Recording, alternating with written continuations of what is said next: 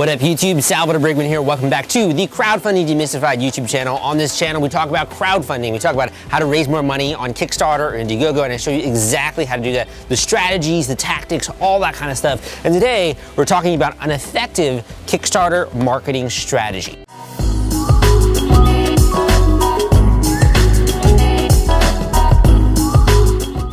So when it comes to Kickstarter, you're trying to raise the most money possible. Like I know you have a funding goal, maybe $10,000, maybe $50,000, but really you're trying to surpass that goal. You want to raise far more than you actually say you do on Kickstarter. You want to surpass it wildly, whether it's for a publishing project, a technology, or a gadget, or a gizmo, and whatever it is that you're making, you need a marketing strategy if you want to stand out on Kickstarter. Gone are the days when you could just literally launch a project and it would like magically get funded and journalists would write about you because of this whole new Kickstarter thing.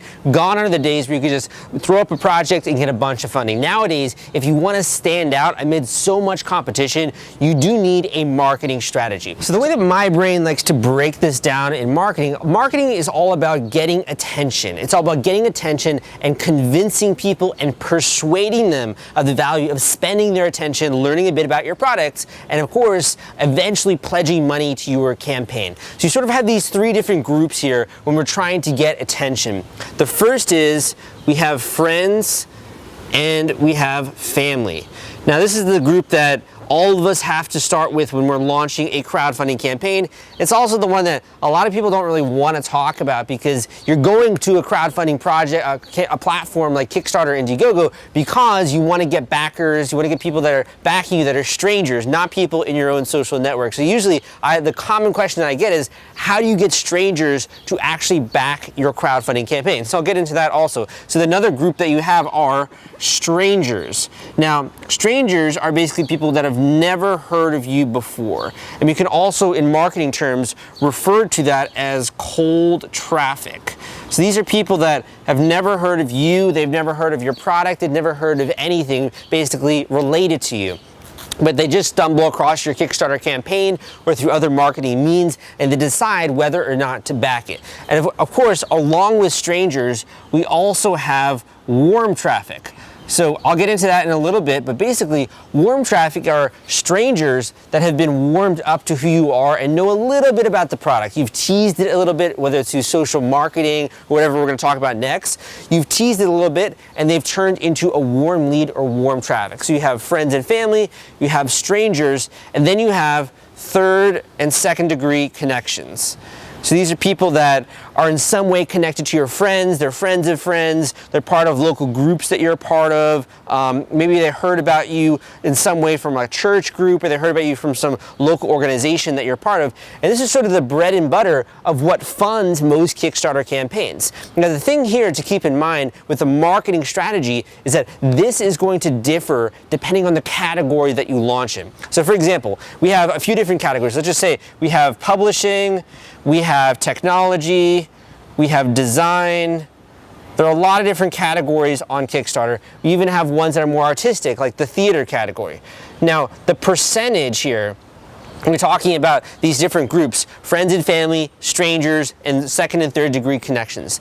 You might think that, going on Kickstarter, it's going to be an absolute number, like 30% are coming from strangers in your pledges, the number of people supporting your project, 30% are coming from friends and family, and 30% are coming from third and second degree connections. Well, I guess 33.3%. You might think it's going to break down like that, but it's not. Because let's just say you're in the publishing category. Well, the publishing category is notorious for being really difficult to get strangers to support your campaign. So the majority of your funding is going to come from friends and family, third and second degree connections, and some warm traffic. Some people that already know who you are, maybe they've read one of your previous books in the past. So for a publishing project, it's going to look something like 80% are coming from friends and family, maybe 10% from third and second degree connections, and 10% from strangers, cold traffic, and people who are just discovering you organically on Kickstarter or Indiegogo.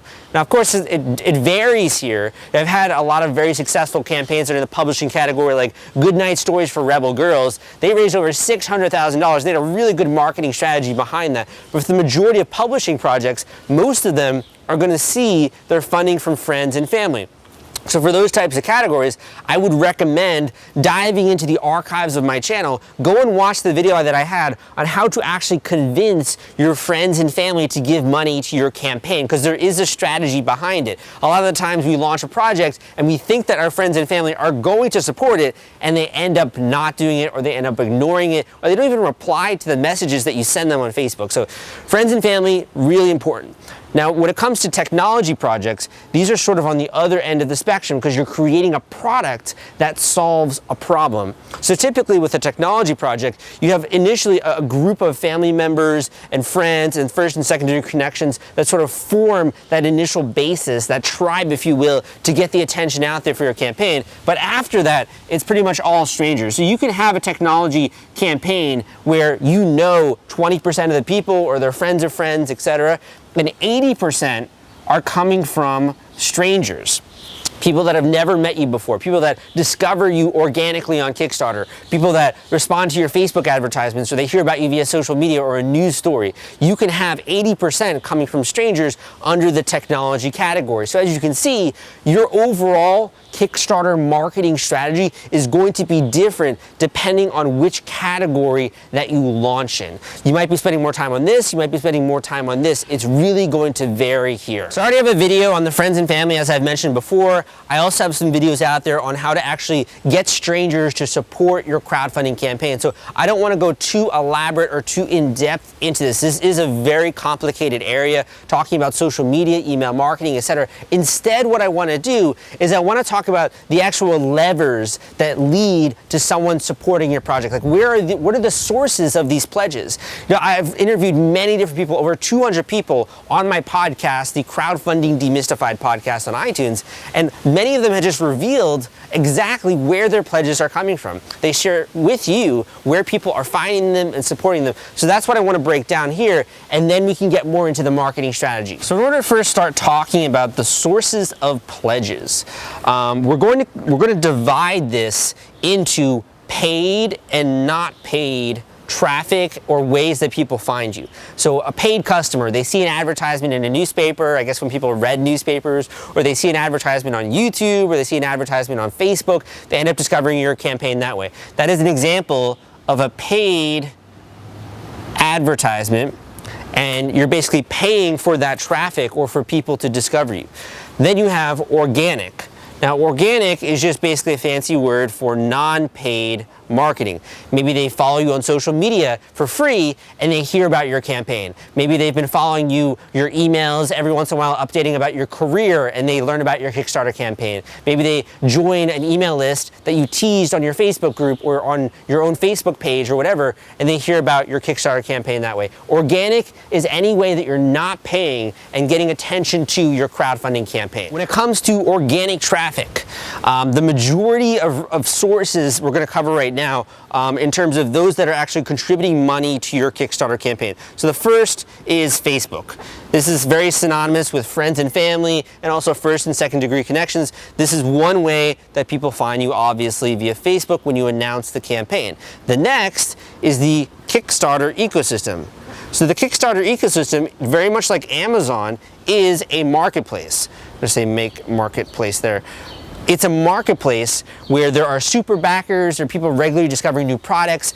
The Kickstarter ecosystem is a marketplace where strangers can discover your campaign, and you can get that traffic for free. You can get that attention for free. And there are techniques to actually rank better in the Kickstarter ecosystem, but that goes a little bit beyond this video today. This one I think is already going to be a bit of a longer video. So you have Facebook, you have the Kickstarter marketing ecosystem, then you have email marketing. And now, not all email leads, as we call them, or email addresses, come from paid advertisements. Sometimes people will join your email list after discovering your blog, sometimes after watching a YouTube video that you put out, sometimes after just from visiting your website. Maybe you're at a conference or something like that. You mention you're doing a campaign, they come to your website and they join your email marketing autoresponder sequence, or if you're sending them out organically that way, and when you actually launch, they then discover about your Kickstarter campaign from email marketing. In addition to this, we'll also see a lot of traffic coming from what's called direct or search. This could be from people that are actively looking and discovering your project, maybe searching on Google. The analytics are not always perfect. Maybe they're putting in the direct URL and they're getting that from your email marketing, or you've handed out a flyer with your direct URL and they're coming through it that way. Or they've heard that you're launching a project and they search for it. These are people that have an intention to find the project and they know about it already. So that's another form of where their organic traffic is coming from. Other organic traffic can include things like social media besides Facebook, so Twitter, it could be LinkedIn, it could be, if you're still using Google+, it could be that. Any other social traffic, you'll see some pledges from that. And finally, PR. This is your earned media. So earned media is basically when you're not paying for a story of any kind, you're not sponsoring it, you're not hiring an agency or anything like that. Basically, a journalist decides, or a blogger, to write about you out of the kindness of their hearts. So another form of organic traffic is going to be PR, or basically earned media. Now, when it comes to paid traffic, a lot of new entrepreneurs do not want to invest very much money in their business. And I totally empathize with you. That's something that was difficult for me just getting started. Actually tallying up and saying, yeah, I'm going to bet on myself. I'm going to bet on my own business, my own products, my own services.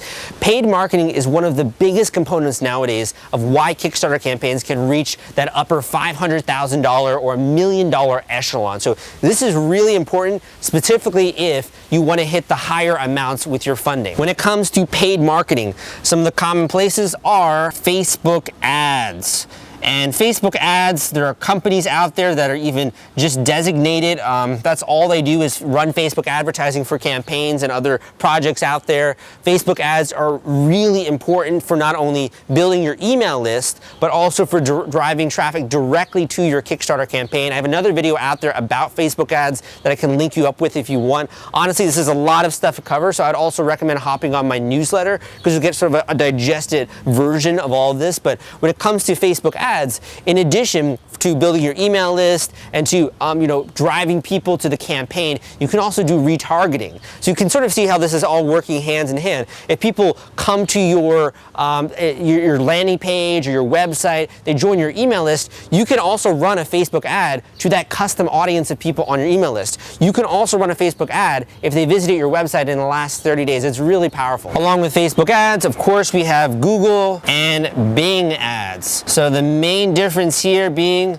people that are on Google or on Bing, they have a search intent. They're typing into the keyboard looking for something. They're looking for a solution to a problem. So they're really more hyper-targeted in that way. When it comes to Facebook, they're scrolling through the news feed and your ad, for whatever reason, catches their eye. Maybe your promise or you're talking about a problem that really relates to them. It's a bit of a different use case when it comes to Facebook versus Google and Bing ads. Also with paid ads, we have things like paid, what I call PR, or you could call it sponsored media.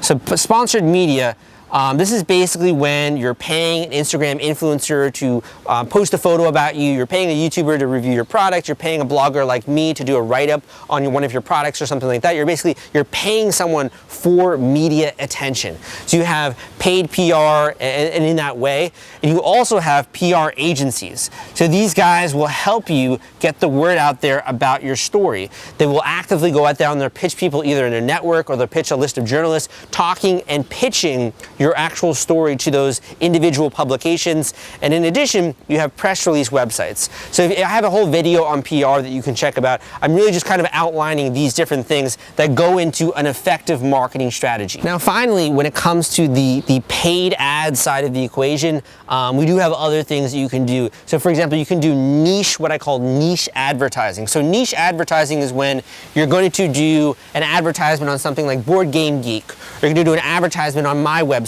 you're going to do an advertisement on a specific blog or a specific podcast. It's a little bit less, we're going to this major advertising company or an advertising marketplace like Google or Facebook. We're actually going to those publications directly. That's what you could call niche ads. So that's another source there of crowdfunding campaign pledges. And also I would say within niche ads, things like other services out there in the ecosystem, which I have covered, that will drive pledges to your Kickstarter, your Indiegogo, your crowdfunding campaign. campaign. A super effective Kickstarter marketing strategy is naturally going to include all of these, but pretty much any Kickstarter out there that I've seen is not able to include all of these, just because we all have a limited financial amount, we all have a limited amount of time, we all have limited knowledge. We can't focus on all of these. So what I recommend, specifically, I recommend this in my book, The Kickstarter Launch Formula. I also recommend this to my coaching students. In my other premium training, I get more in depth into some of the other strategies you can use.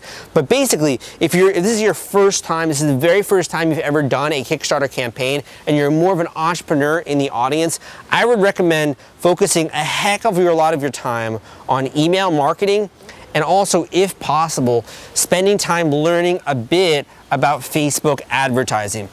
Now, of course, you're going to want to engage in other stuff here, specifically when it comes to PR, when it comes to actually getting journalists to write about your Kickstarter campaign. I have another video on that, going through that. You're going to want to learn how to rank well in the Kickstarter marketplace. There are other things you can do to build up your social media. I have another video on that. But basically, what I see is to be a good formula is to build up an email list leading up to the launch of your campaign. And that's something that not a lot of people do, and it's what leads to a lot of funding on Kickstarter. So this is a really important component. And learning Facebook ads, while it's very difficult, it's a lot of spending money and wasting money and trying to test things and figure out what works and what doesn't. It can really lead to a really big ROI once you get it right. So now that you know the major sources of pledges here and how you're gonna have to focus if you wanna market a Kickstarter campaign and also have an explosive launch, I think we should start to talk about timing. I think we should start to talk about the sequence, because you can do all of these things, but if you do them in the wrong sequence or the wrong order or the wrong timing, then it's really not going to be very effective. You can waste your money on things that don't matter. You can spend your time doing things that don't matter, and it can ultimately be a flop on Kickstarter. I don't think anyone really wants that. Now, no matter what stage of a campaign you're in, I really urge you guys, reach out to me if you are interested in coaching, because I can save you so much time. I can save you a lot of headache, save you a lot of money. Happy to go there and review your strategy. If you don't have one, also share with you a strategy that's going to work for your specific product. Like I was going at in the beginning, while that's sources of different pledges and sources of revenue on Kickstarter, it really varies depending on the category that you launch in. So if you want tailored, individualized advice, go and learn more about my coaching, and I'll include a link to that down below. But aside from my coaching, I think this really varies depending on the amount of time that you have. So let's just imagine that you have 6 months before the launch of your Kickstarter campaign. You have 6 months. In this time, you're getting together the video, you're getting together other stuff like you're finalizing your reward tiers, you're putting together the campaign page. You have 6 months before you launch this thing, you announce it, you declare it, you share with all of your friends that you're now going to have a live Kickstarter campaign. The longer that you have, the more that you can do the organic marketing, I'm spelling this on organic marketing, that we talked about previously. The more time that you have, the more you can build up your social media following, the more you can build up your email list organically, the more you can start to reach out to journalists and the product samples, all that kind of stuff. You can form relationships with influencers, you can attend conferences, etc. The more time that you have, the more that you can do and make use of organic marketing. The less time that you have, as we're moving closer and closer towards this launch date, you're going to start to have to transition more and more towards paid marketing. And that's because we have a limited amount of time. You only have time and you have resources, which is the form of money. So you have time and money. The more time that you have, the more you can involve yourself with organic marketing in order to build up your tribe, if you will, before you go live on Kickstarter. The less time that you have, the more you have to use paid marketing in order to accelerate that process. Accelerate that process of building an email list, a social following, converting people, all that kind of stuff. You have to engage more in paid marketing as you go through this process. It's hard to know when to get started with this, and it's also hard to know what portions of this process should you outsource. So should you outsource your Facebook advertising? Should you outsource your PR? Should you buy backer lists, etc.? It's really hard in this industry industry to know and to come across good vendors and service providers. And if you've gone on Google and you've tried to search for some of this stuff, you'll know the myriad of good and bad reviews. It's very difficult. So this is one of the reasons why I recommend hiring a coach. Doesn't necessarily have to be me. There are many other great coaches in the industry, or spending the time to learn about it. I spent 6 years writing this book, accumulating all of the knowledge and information that I have, and I put it into this audio book for you, and also a physical version if you want to grab a copy on Amazon. So I'd recommend educating yourself about this entire process, the timeline, and also when you should begin to outsource different elements of your campaign, whether that is fulfillment, whether that is survey taking, etc. Thank you so much for joining me on today's whiteboard explainer when it comes to Kickstarter marketing strategy. And guys, I would really invite any kind of comments here. If you have any questions, I try to get to all of them if I can. If you also hop on my newsletter, I'm a bit more responsive there. That's really where I send out my best content, in my newsletter for CrowdCrux. CrowdCrux is the blog that I started 6 years ago, and basically this blog is all focused on crowdfunding, and specifically for people just like you who are new to it. So go and hop on CrowdCrux. But in addition, if you want to get more video content just like this, you really want to have me helping you every step of the way. Aside from coaching, you can also subscribe to this YouTube channel. You'll get notifications when new videos come out. Make sure you turn on the little bell thing so you will get notifications. But again, guys, my name is Sal. Thank you so much for joining me here today. I always appreciate having a thriving community. I love helping people. I love educating you as you're going on this path. Be sure to share your success stories with me. Be sure to share how you're doing. Again, my name is Sal, and I'll see you next time.